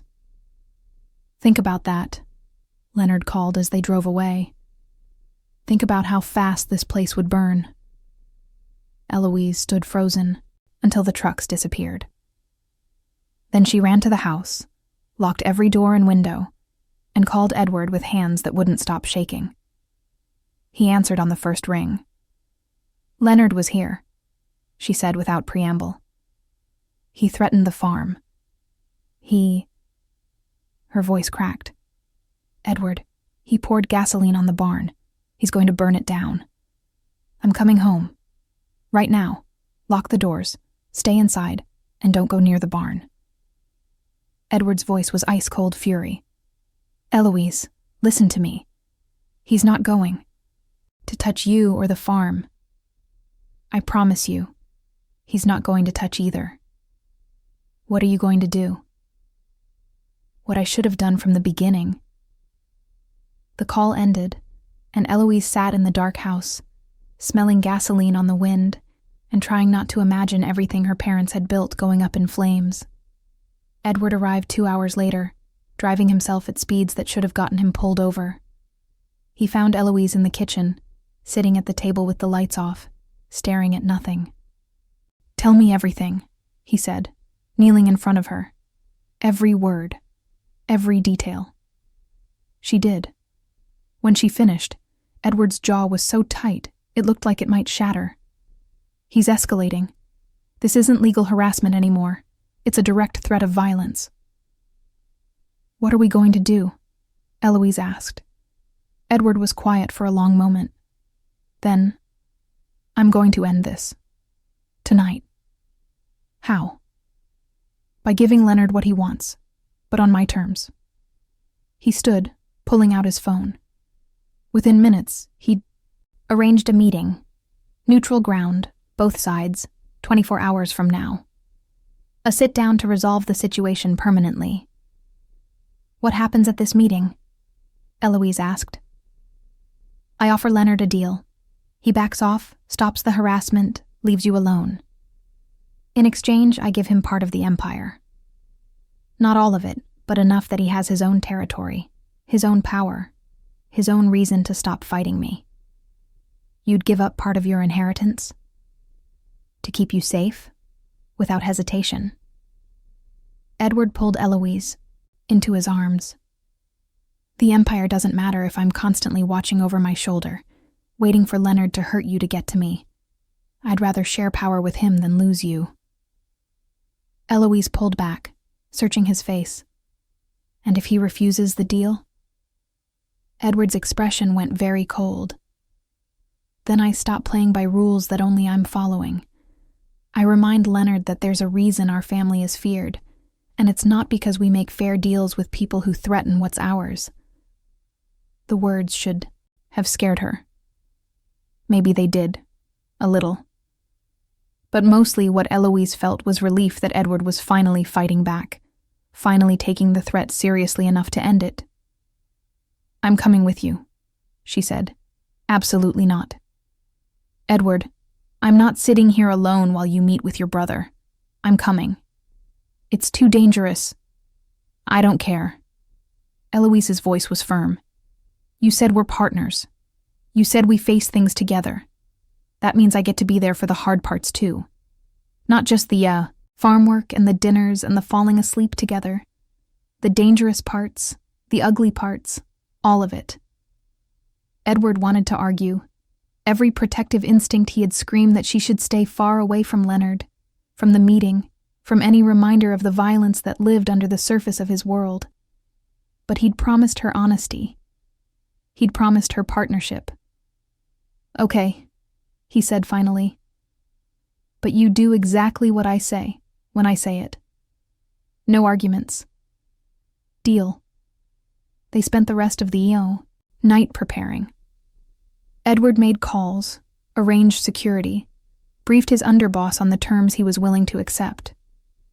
Eloise packed a bag with essentials, because if things went badly, they might not be coming back to the farm immediately. And in the dark hours before dawn, they lay in bed together, not sleeping, just holding each other and trying not to think about all the ways the next day could go wrong. "Whatever happens," Eloise said quietly, "I don't regret this. Us. Any of it. Even if you lose the farm? The farm doesn't mean anything without someone to share it with. I lost my parents. I almost lost everything they built. But I found you. And that's worth more than 40 acres and a broken-down barn." Edward kissed her forehead. "I'm going to fix this. I swear to you, I'm going to fix this." "I know." Eloise's hand found his in the darkness. "Because we're going to fix it. Together." The meeting was set for an abandoned warehouse on the south side of Chicago, neutral, ground that neither Edward nor Leonard controlled. Edward arrived with his underboss and 2 trusted captains. Leonard brought the same number. Eloise stayed in the car with Marcus, watching through tinted windows. The brothers faced each other in the center of the empty space, surrounded by shadows and the distant sound of traffic. "I'm here to make you an offer," Edward said without preamble. "One time only. Take it or face the consequences. This should be good." Leonard's arms were crossed, his posture aggressive. "What are you offering, big brother? Your surrender? Territory. You get the shipping operations in Gary and the real estate portfolio in Hammond. Full control. No interference from me. It's worth $20 million annually, and it's yours." Leonard's eyebrows rose. "And in exchange? You leave Eloise alone. You stop the harassment. You stop the threats. You never step foot on that farm again. You get your piece of the empire, I keep mine, and we stop trying to destroy each other." "Why would I take that deal when I can just wait for your fraud investigation to finish and take everything?" "Because the investigation will turn up nothing. Because Eloise and I aren't committing fraud. We're married, legally and genuinely. Because you're running out of time and leverage." Edward's voice dropped. "And because if you don't take this deal, I will stop treating you like my brother and start treating you like an enemy. And enemies disappear, Leonard. You know that." The threat hung in the air. Leonard's men shifted uncomfortably, but Leonard himself just smiled. There it is, the real Edward Waldorf. Not the farmer, not the husband, the killer. I've never pretended to be anything else. Then why are you making this offer? Why give me anything when you could just eliminate me? Edward was quiet for a moment. "Because despite everything, you're still my brother. And because our father would have wanted us to find a way to share what he built, not destroy it, fighting each other. This is me trying to honor that.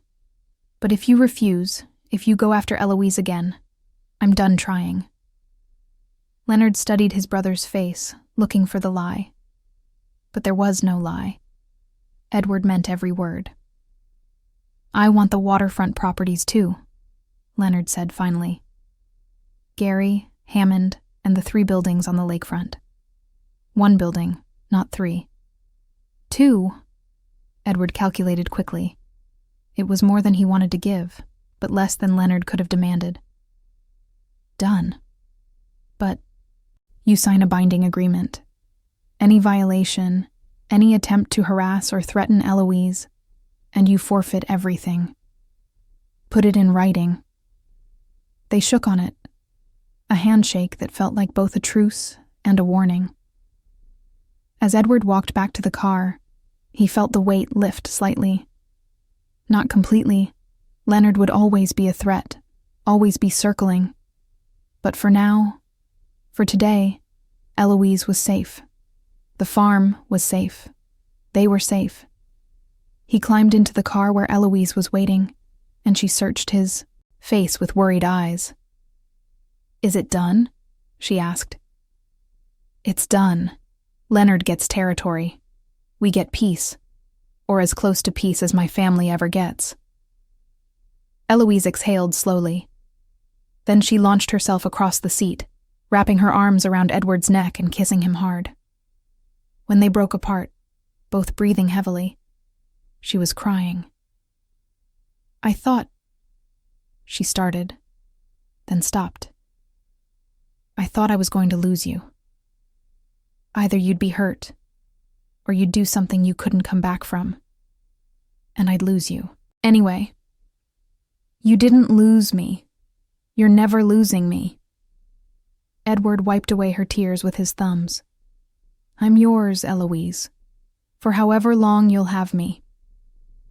"That's a long time then, because I'm not planning on letting you go." They drove back to the farm together as the sun rose, painting the winter fields in shades of gold. And when they pulled into the driveway and saw the farmhouse waiting, damaged but still standing, threatened but not destroyed, it felt like coming home. Christmas came, too, the farm with a quiet that felt earned. The threats had stopped. Leonard had signed the agreement and retreated to his territory, consolidating power and leaving Edward and Eloise alone. The harassment ended. No more surprise tax assessments, no more zoning violations, no more investigators at the door. The farm, battered but intact, settled into winter stillness. And in the farmhouse, two people who'd started as strangers making a desperate deal woke each morning and chose each other all over, again. Edward stood at the kitchen window on Christmas Eve morning, watching snow fall across the fields. Behind him, Eloise moved around the kitchen, making breakfast and humming something that might have been a carol. The smell of coffee and bacon filled the warm space, and Edward found himself smiling, an expression that was becoming more familiar on his face these days. "You're staring out the window like you're expecting trouble," Eloise said, coming to stand beside him. She handed him a mug of coffee, then leaned into his side. "Leonard's gone. The board accepted your arrangement. We're okay." "I know." Edward wrapped his arm around her waist. "I'm just not used to okay yet." "Well, get used to it, because this is our life now." She gestured at the snow-covered farm, the barn with its fresh coat of paint, replacing the wall Leonard's man had soaked in gasoline, the fields waiting for spring. "This is what we built, together." Edward looked down at her. This woman who'd stood up to investigators and his brother, who'd worked the farm through illness and exhaustion, who'd taught him that strength wasn't about control, but about vulnerability. "Have I told you today that I love you?" "Only twice. You're slacking." But Eloise was smiling as she said it. "I love you." He kissed her temple. There, 3 times. They stayed like that for a while, watching the snow fall and drinking coffee and existing in the kind of peaceful domesticity that Edward had never believed was possible for someone like him. In Chicago, the empire ran without him. The underboss handling day-to-day operations, the captains managing their territories, the organization functioning smoothly because Edward had finally learned to delegate instead of controlling everything himself. He still went to Chicago once a week for important meetings. He still made decisions on significant business. But he'd stopped living there, stopped letting the empire consume everything, because he'd found something worth living for that existed outside power and control and the legacy his father had left him. "I invited someone for Christmas dinner tomorrow," Eloise said suddenly. Edward pulled back to look at her. "Who?" "Mrs. Chen from town, the old woman who runs the feed store." Eloise's voice was careful. "She mentioned that she'd be alone this year. Her son's deployed overseas and she doesn't have anyone else. I thought, that's perfect." Edward cut her off gently. "Invite her. Invite anyone you want. This is your home, Eloise. Our home. Something in Eloise's expression softened. You mean that? I mean it. I spent my whole life thinking home was about control and territory, and making sure no one could take what was mine. But you taught me that home is about who you let in, not what you keep out. Eloise set down her coffee mug and turned to face him fully. I need to tell you something. Edward's stomach tightened. Okay. I talked to a lawyer last week about making this marriage official, permanently. She was watching his face carefully. Our contract said 6 months and then divorce, but that deadline passed 3 weeks ago and neither of us has mentioned it. So I wanted to know what the legal process was for, not divorcing, for making this real in every way. Edward went very still. What did the lawyer say? That we can file amended paperwork, remove the contract stipulations, convert it to a standard marriage. It's simple, actually.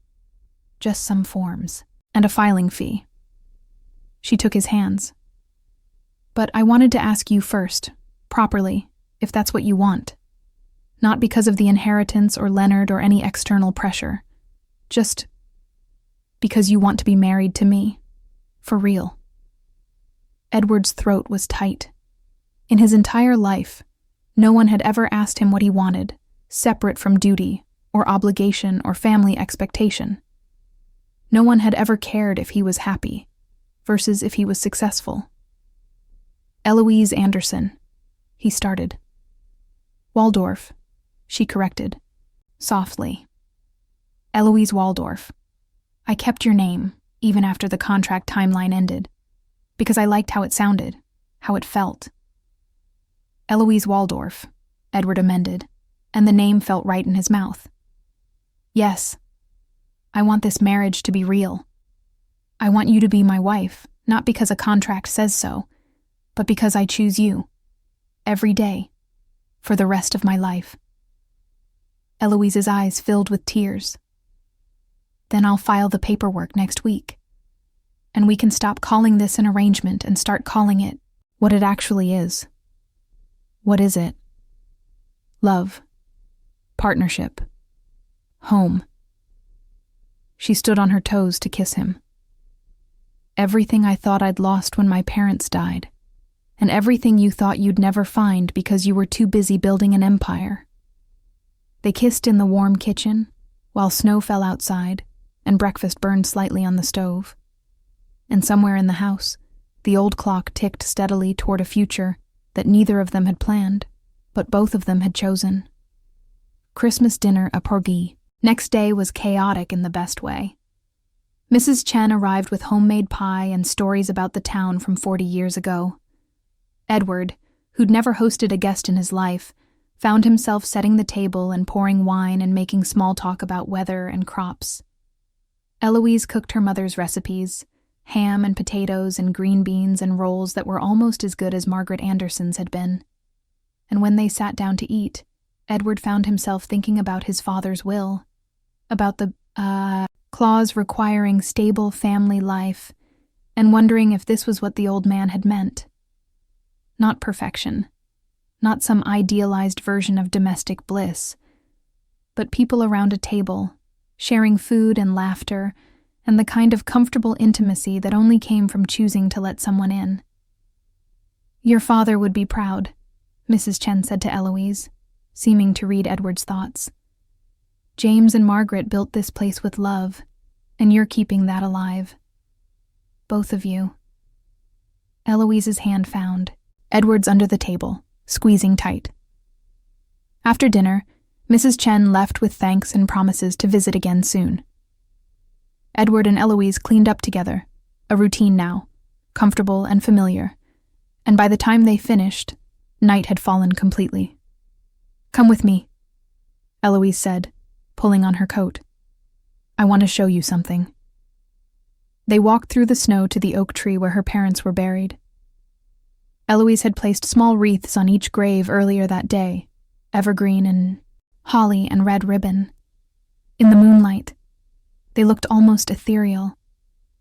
I come here sometimes, Eloise said quietly, her breath visible in the cold air.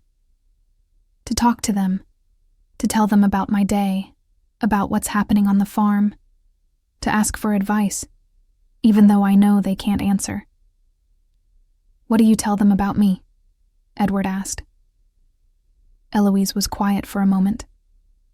"I tell them that I found someone who makes me feel the way they made each other feel.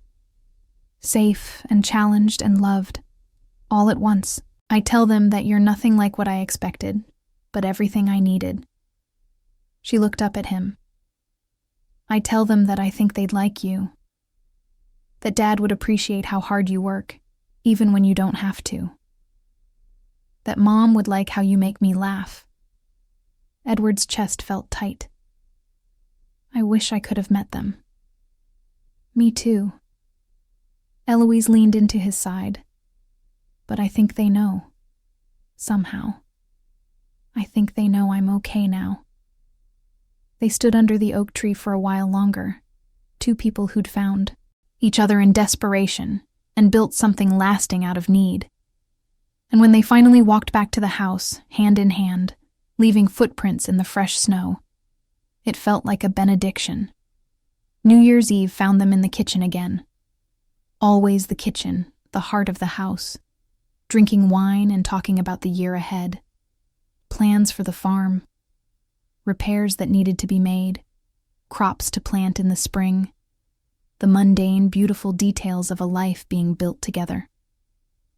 "I'm thinking about hiring help," Eloise said.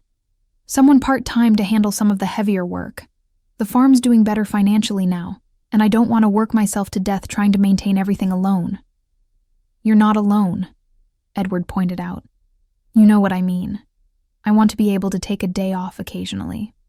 Maybe go into town for something other than supplies. Maybe even take a trip somewhere." She smiled. "Have you ever been on vacation, Edward?" "Define vacation." "Exactly what I thought." Eloise refilled her wine glass. "We're taking a vacation this summer. Somewhere with a beach and no cell service and absolutely no one trying to kill us or steal our land." "That sounds terrifying." "That sounds relaxing. You'll hate it for 2 days and then never want to leave." Edward couldn't argue with that. 6 months ago, the idea of leaving Chicago, of stepping away from the empire for even a weekend, would have been unthinkable. Now he found himself looking forward to it. To time with just Eloise, to not checking his phone every 5 minutes, to existing in a space that didn't require constant vigilance. "Okay," he said. "Vacation. This summer. You pick the place." Eloise leaned across the table to kiss him. "I love you, you workaholic disaster of a man. I love you too, you stubborn, brilliant woman who saved my life by teaching me to feed chickens." They clinked wine glasses, and somewhere in the house, the old clock struck midnight. A new year. A new beginning. The same two people, but different now in all the ways that mattered. February brought a surprise that neither of them expected. Eloise was in town, picking up supplies, when she ran into Richard Chen, Edward's lawyer, the man who'd first proposed the contract marriage that had started everything. "Mrs. Waldorf," he said, his professional demeanor warming slightly. "How are you? How's the farm?" "Surviving. Thriving, actually." Eloise adjusted her basket of groceries. "How's business?" "Busy, although I haven't heard from your husband in weeks. Is he still alive, or has farm life killed him?" Eloise laughed. "He's alive. Just learning that not everything requires a lawyer and a contract." Richard smiled, then his expression turned more serious. "I wanted to thank you, actually, for what you did." "What I did?" "Edward's different now. Calmer, more centered. He's delegating responsibilities he used to cling to, trusting people he used to micromanage. Whatever's happening on that farm, it's good for him." Richard's voice dropped. "I've worked for the Waldorf family for 15 years. I've seen what that empire does to people, how it consumes them. but you pulled Edward out before it consumed him completely. That's no small thing. Eloise felt her throat tighten. I didn't pull him out. He chose to step back. I just gave him a reason to want to. That's the same thing. Richard tipped his head in acknowledgement. Take care of him, Mrs. Waldorf, and take care of yourself. You're both good for each other. Eloise drove home thinking about that conversation, about how she'd started this thinking Edward was just a means to save the farm, a temporary solution to a permanent problem, and how he'd become the most permanent, essential part of her life, without either of them noticing until they were already too deep to walk away. She found him in the barn, working on the tractor engine, something he'd learned to do through necessity and YouTube tutorials. He was covered in grease, swearing quietly in Italian, a habit he'd picked up from his father and couldn't seem to break, and looking completely unlike the polished Mafia boss who'd first pulled into her driveway 5 months ago. Richard says hello, Eloise announced. Edward looked up, wiping his hands on a rag. You saw Richard? In town. He said you're different now, calmer. I've learned that not everything is a crisis requiring immediate intervention. Edward set down his tools and crossed to her. I've learned that some things, the important things, get better when you give them time and attention instead of control and force. Are we talking about the farm or us? Both. Eloise wrapped her arms around his waist, not caring about the grease. I'm glad you're here. Not just physically, but here, present, choosing this life instead of just enduring it. I couldn't have done it without you. Yes, you could have. You just didn't have a reason to until now. She looked up at him. But I'm glad I get to be your reason. They stood in the barn, holding each other while winter sunlight streamed through the high windows, and animals moved quietly in their stalls, and the farm breathed around them, alive and working and whole. Spring arrived slowly, melting the snow and revealing the mud and promise beneath. Edward and Eloise worked the fields together, preparing for planting. They hired a part-time farmhand named Jake, a college kid studying agriculture who needed the experience and the income. They fixed the roof on the barn and replaced the fence posts that had rotted through and painted the house for the first time in a decade. And on a warm April afternoon, Eloise stood in the field where her parents used to grow corn and realized she was happy. Actually, genuinely happy in a way she hadn't been since before the accident that had taken her parents. What are you thinking? Edward asked, coming to stand beside her. That this place almost died. The farm, I mean. After my parents passed, I didn't think I could keep it going. I thought I'd lose everything they built. She looked around at the freshly tilled soil, the repaired barn, the house that finally looked cared for instead of desperately maintained. But we saved it, together. You saved it. I just learned to follow instructions and not complain when chickens attacked me. Eloise laughed. You did more than that. You believed this place was worth fighting for. You made me believe it was worth fighting for. Edward took her hand, lacing their fingers together. Do you ever think about what would have happened if I'd never made that contract offer? If you'd lost the farm? Sometimes. But then I remember that I wouldn't have you. And as much as I love this land, I love you more. She squeezed his hand. My parents built this farm together. They made it into something bigger than just crops and animals. They made it a home, a legacy.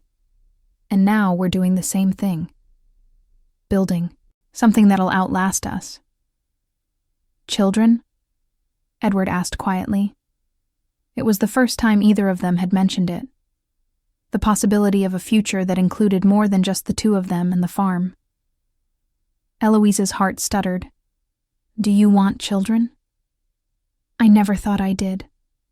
I never thought I'd be a good father. Never thought I could give a child what they'd need. Edward was quiet for a moment. But watching you with the land, with the animals, with Mrs. Chen and Jake. You'd be an, incredible mother. And maybe with you I could be a decent father. Maybe together we could build a family as strong as the one your parents built." Eloise turned to face him fully. "Are you asking me if I want to have your children, Edward Waldorf? I'm asking if you'd be willing to consider it. Someday, when we're ready." She kissed him, soft and sweet and full of promise. "Someday, when we're ready. But yes, I want that, with you." They stood in the field, making plans for a future that included more than just survival. A future that included growth and family and all the messy, beautiful complications of building a life together. And overhead, the sky stretched blue and endless, full of possibility. Epilogue. 1 year later. The farmhouse kitchen smelled like coffee and cinnamon rolls on an early June morning. Eloise stood at the stove, one hand on her rounded belly, stirring scrambled eggs while Edward set the table. They'd fallen into a rhythm over the past year. Comfortable, familiar, marked by small touches and inside jokes, and the kind of intimacy that only came from choosing each other every single day. "She's kicking," Eloise said, pausing to place Edward's hand on her stomach. He felt the flutter of movement under his palm and smiled. That genuine, unguarded smile that still surprised both of them sometimes. Strong, like her mother. Or stubborn like her father. Why not both? Their daughter, they'd found out the gender last month and still hadn't picked a name, was due in August. The nursery was half finished, painted a soft yellow that worked for either gender even though they now knew. Edward had converted the spare room where he'd first slept, the small space with the sloped ceiling, into something bright and warm and full of possibility. Mrs. Chen had thrown them a baby shower. Half the town had come, bringing handmade quilts and practical advice and casseroles for the freezer. Edward, who'd once run an empire built on fear and control, had found himself learning to assemble a crib while women his wife barely knew offered encouragement and laughter. And through it all, the farm had thrived. The crops that spring had been good. The cattle were healthy. They'd expanded the chicken operation and added 2 rescue horses that Eloise was training for riding therapy. Jake had graduated and asked to stay on full-time, and they'd hired a second farmhand to help with the growing operation. Leonard had kept his distance, managing his territory in Chicago and leaving Edward and Eloise in peace. They saw each other twice a year at mandatory family meetings, and the relationship was cordial if not warm. It was enough. "Your father called yesterday," Eloise said, bringing the eggs to the table. Edward looked up sharply. "My father's dead." "Your father's business partner called, Mr. Castellano. He wanted to congratulate us on the baby." Eloise sat down carefully, her belly making even simple movements complicated. "He also said your father would have been proud of how you handled Leonard, of how you've built a life outside the business, of—" She stopped, her eyes bright. "Of how you chose family over empire." Edward was quiet, absorbing this. He thought about his father's will, about the clause requiring marriage and stable family life, about how he'd resented it at first, seen it as control from beyond the grave. But now he understood what his father had really been trying to give him.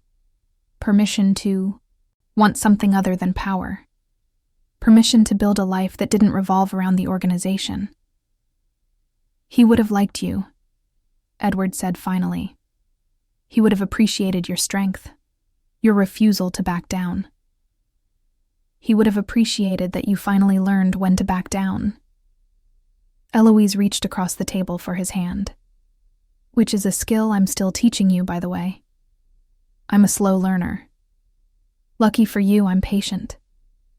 They ate breakfast together as the sun rose over the fields. And Eloise talked about plans for the nursery and whether they should get a dog before or after the baby came, and how the fence in the north pasture needed attention again. And Edward listened and contributed, and felt something he'd never expected to feel. Contentment. Not the restless striving for more, for control, for power. Just peace. After breakfast, they walked to the oak tree. A ritual now, something they did every Sunday. The graves were well maintained, with fresh flowers, and the wreaths replaced seasonally. Edward had never met James and Margaret Anderson, but he'd learned to honor them anyway. For giving Eloise her strength, for building the farm that had become his salvation, for raising the woman who'd saved him from becoming his father. "Thank you," Eloise said quietly, her hand on the headstone marked Margaret Anderson, beloved wife and mother. "For giving me the courage to ask for help when I needed it. For teaching me that love is about partnership, not perfection. For showing me that family isn't about blood, it's about choice." Edward wrapped his arm around her shoulders, holding her close. And there, under the oak tree where her parents rested, with their daughter kicking between them and the farm stretching out in all directions, he felt something he'd been searching for his entire life without knowing it. Home. Not a place. Not power or control or legacy. Just this. A woman he loved, a life they'd built together, and the courage to choose it again and again and again. Sometimes the people who save us aren't the ones we expect. Sometimes they're strangers who become family. Sometimes they're risks we take when we have nothing left to lose. Edward Waldorf thought he needed an empire to matter. Eloise Anderson thought she needed land to honor her parents' memory. But what they both needed was someone willing to stand beside them and say, "I choose this. I choose you." Even when it's hard. Especially when it's hard. Love isn't about finding someone perfect. It's about finding someone willing to build something imperfect together and call it home. That's the real inheritance. That's what lasts. If this story touched your heart, we'd love to hear your thoughts in the comments below. What moment resonated most with you? Have you ever taken a risk that changed everything? Hit like to support more stories of redemption, second chances, and love that rewrites the rules. Subscribe to Crimson Stories. We bring you new emotional journeys every single day. Before you go, check out the next video or explore our playlist for more tales of unexpected love and hard-won happiness. Thank you for being here. Thank you for believing that broken people deserve second chances, that love can bloom in the darkest places, and that sometimes the best families are the ones we choose. Until next time, stay hopeful, stay brave, and remember, everyone deserves to come home. Good night.